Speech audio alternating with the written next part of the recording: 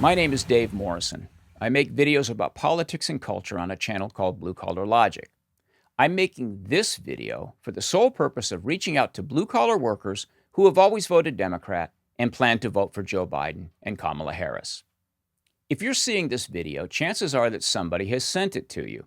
I'll be upfront. I'm a conservative. But for 35 years, I was a voting Democrat. The first national election I voted in was 1988. I voted for Michael Dukakis. I even did a little bit of canvassing around Pasadena, California. The last Democrat I voted for was Barack Obama in 2008.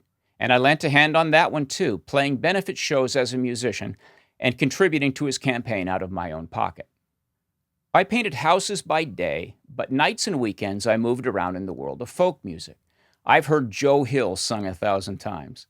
I understand the historic connection between the working class and the Democratic Party. But I have to tell you that the Democratic Party of today is not what it was when you and I were voting the same way. Over the last few decades, there's been a serious case of what we call mission creep. The Democrats shifted from trying to improve the lives of working-class Americans to ignoring those workers entirely. Many left-leaning commentators wrote about this after Donald Trump was elected in 2016.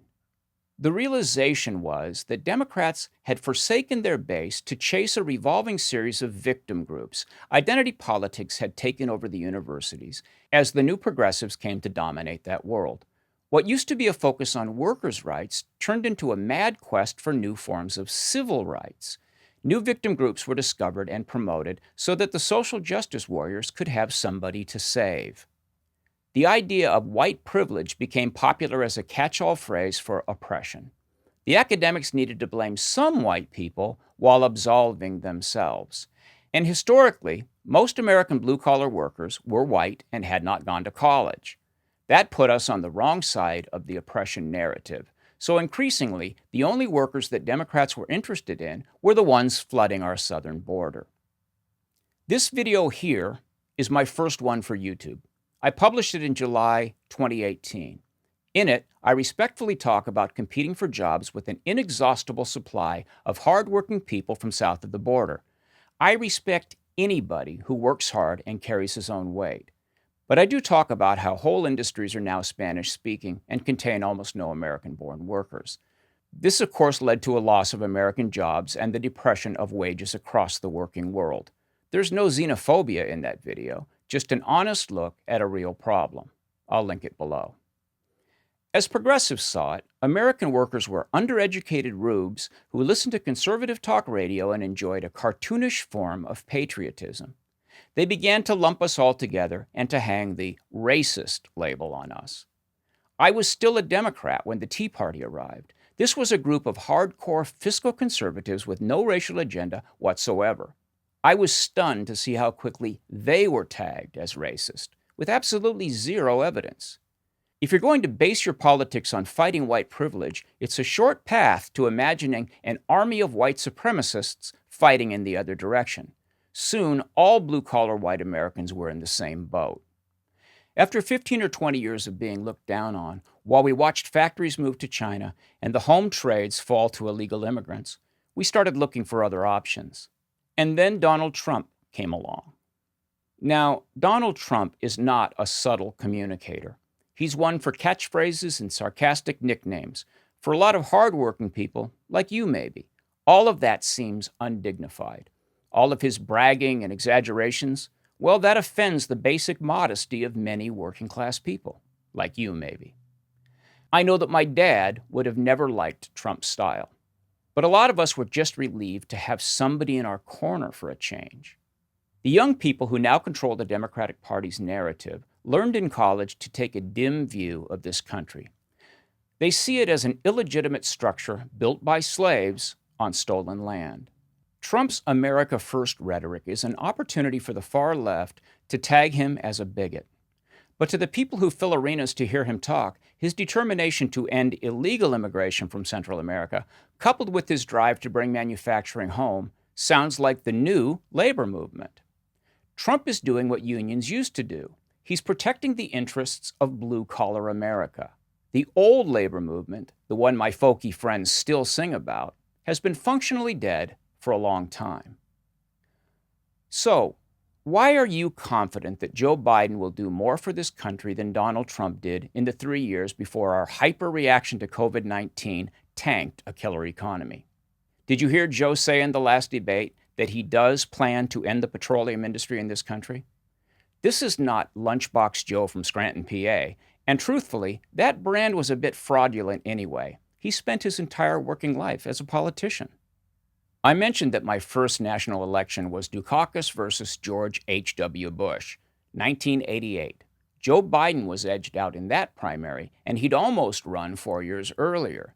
He ran again in 2008, and when Obama tapped him as vice president, he assumed that he was next in line for the Oval Office.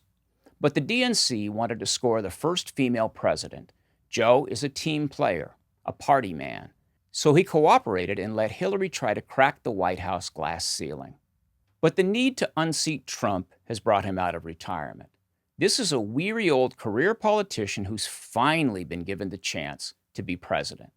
But he stayed out of the primaries for a year until he was okayed by his party as the crossover candidate needed to unite the party. You remember how quickly all the others dropped out of the race? The word had gone out that it would be Biden. He's where he is to get your vote. The vote of all habitual Democrats who don't particularly like what all the crazies of the hard left have been doing. But Joe's deal with the kingmakers was that he would be a hybrid. He gets to be president if he'll also play along with the more radical forces in your party. And after you vote him in and he retires or decides not to run again, Kamala Harris and whichever progressives are running Congress by then will take the USA into full California mode.